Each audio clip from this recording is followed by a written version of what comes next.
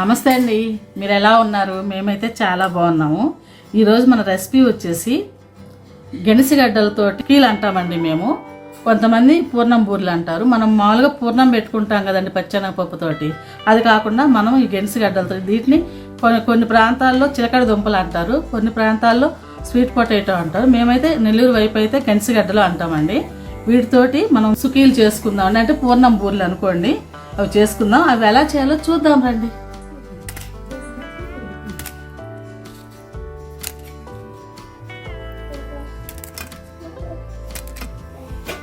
దానికి కావాల్సిన పదార్థాలండి: 1 గ్లాస్ పప్పు, 1 గ్లాస్ మినప్పిండి, ఒక 4-5 అవర్స్ నానబెట్టుకోవాలండి. 1 కేజీ గెనిసిగడ్డలు, 100 గ్రాములు బెల్లం, 4 ఇలాచి, కొంచెం బేకింగ్ సోడా, కొంచెం సాల్ట్ అండి. ఇంతేనండి. వీటితో మనము ఈ సుకీలనే తయారు చేద్దామండి. మనం ఈ గెనిసిగడ్డలన్నీ శుభ్రంగా కడిగి పీల్ చేసి చిన్న చిన్న పీసెస్ చేసుకున్నామండి. దీన్ని ఆవిరి మీద పెట్టి ఉడికిచ్చేద్దాము. వాటర్లో వేసి ఉడికిచ్చామనుకోండి బజ్జిగా అయిపోతాయి. అందువల్ల మనం ఆవిరితో ఉడికించాలి. సిమ్లో పెట్టుకొని ఆవిరితోటే ఉడికించుకుందాం. ఒక 10 నిమిషాల్లో ఉడికిపోతాయి. ఇదండి మనం ఆవిరితో ఉడికించుకుంటున్నాం. చూసారు కదా, ఉడికిపోయింది. ఇది ఇక మనం స్టవ్ ఆపేసుకొని చల్లారి పెట్టుకుందాం కాసేపు. పూర్ణం తయారు చేసుకుందామండి. 1/2 కేజీ చెప్పాను కదండి, 1/2 కేజీ గెనిసిగడ్డలు. అవి 100 గ్రామ్స్ బెల్లం సరిపోతుంది కరెక్ట్గా. 1 స్పూన్ అన్ని వాటర్ వేసుకొని, ఇది పాకం రావాల్సిన అవసరం లేదండి, మనం బాగా కరిగించుకుందాం. ఆ బెల్లం కరిగేలోపు ముందుగా మనం స్టీమ్ చేసి పెట్టుకున్నాం కదండి, దీన్ని మనం ఒక బౌల్లో వేసేసి బాగా స్మాష్ చేసుకుందాం. ఇలాగే స్మాష్ చేసుకోవాలండి మనం. చూసారు కదండి, బెల్లం అంతా కరిగిపోయింది. ఈ బెల్లం కరిగి పెట్టుకునేది మనం ఫిల్టర్ చేయాల్సిన అవసరం లేదండి. నేను మంచి బెల్లం తీసుకున్నాను, అందులో ఏం లేదు. అలాగే మనం దంచి పెట్టుకున్న ఇలాచీ పౌడర్ వేసేసుకుందాం. వేసుకొని బాగా కలిపేసుకొని మనం ముందుగానే స్మాష్ చేసి పెట్టుకున్నాం కదండి స్వీట్ పొటాటో, దాన్ని కూడా వేసి దానిలో కలిపేసుకోవాలి.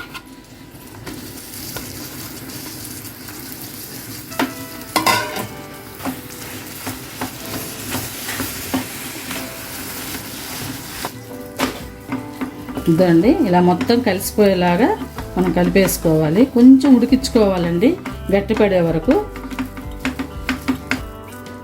చూసారు కదండి, ఇలా గట్టిగా అయిపోవాలి.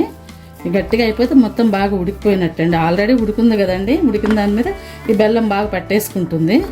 ఇప్పుడు స్టవ్ ఆఫ్ వేసుకొని కొంచెం చల్లారి పెట్టుకుందాం. మనకి అది పూర్ణం చల్లారేలోపు మనం ముందుగా నానబెట్టుకున్న బియ్యం పప్పు మిక్సీకి వేసుకొని మెత్తగా పేస్ట్ చేసుకుందామండి. మరి అంత లూజ్ చేయొద్దు, అంత గట్టిగా ఉండొద్దు, మీడియంగా ఉండాలి. కొద్దిగా వాటర్ వేసుకొని చూసుకుంటూ చేయాలండి. కొద్దిగా సాల్ట్ వేసుకుందామండి, మరి చప్పగా లేకుండా. అలాగే కొంచెం వాటర్ వేసుకుందాం. వాటర్ మాత్రం చూసుకుంటూ కొద్దిగా వేసుకోవాలండి. వేసి మెత్తగా మిక్సీకి వేసేసుకుందాం. ఇప్పుడు చూసారు కదండి, ఇలా ఉండాలి పిండి. చూడండి ఎంత మెత్తగా అయిపోయిందో. ఎంత వీలైతే అంత మెత్తగా వేసుకుంటే ఇవి బాగుంటాయండి. దీన్ని ఒక బౌల్లోకి తీసేసుకుందాం. ఇదండి, ఇలా తీసేసుకున్నాం కదా, మనం చిటికెడు అంతా సోడా వేసుకోవాలండి. అది ఈటింగ్ సోడా అంటారు కదండి, అది కొద్దిగా వేసుకోవాలి. వేసుకొని మొత్తం కలిపి పెట్టేసుకోవాలి మనం. ఇదండి, ఈ గెనిసిగడ్డల పూర్ణం బాగా చల్లారిపోయింది. మనకు నచ్చిన సైజులో, చిన్న సైజులో ఉండల్లాగా చేసి అన్నీ ఇలా పెట్టేసుకుందాం ఒక ప్లేట్లో.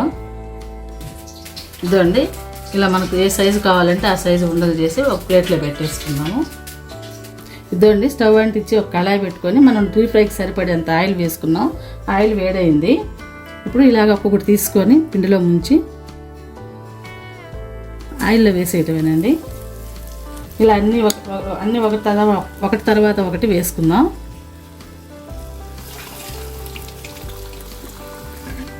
చూసారు కదండి, ఇలా గోల్డెన్ బ్రౌన్ కలర్ వచ్చే వరకు వేపుకుందాము.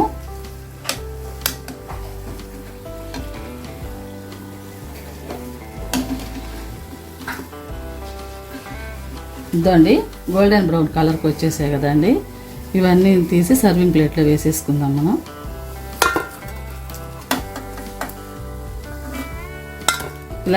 ఇలాగే అన్నీ కాల్ చేసుకుందామండి. అంతేనండి, మన సుకీలు తయారైపోయినాయి. ఇవన్నీ మన పప్పు సుక్కీలకి ఏమాత్రం తీసిపోవండి, వాటికంటే చాలా చాలా టేస్ట్ ఉంటుందండి. చూడండి ఎంత బాగున్నాయో, చూసేదానికే ఎంత బాగున్నాయి. కంటికి వింపుగా ఉంటే నోటికి వింపుగా ఉంటుంది అంటారు. మీకు నచ్చినట్టయితే మీ ఫ్రెండ్స్ అండ్ ఫ్యామిలీ మెంబర్స్కి షేర్ చేయండి, అలాగే లైక్ చేయండి. మీరు ఖచ్చితంగా చేసి ఎలా వచ్చిందో నాకు కామెంట్స్లో చెప్పండి.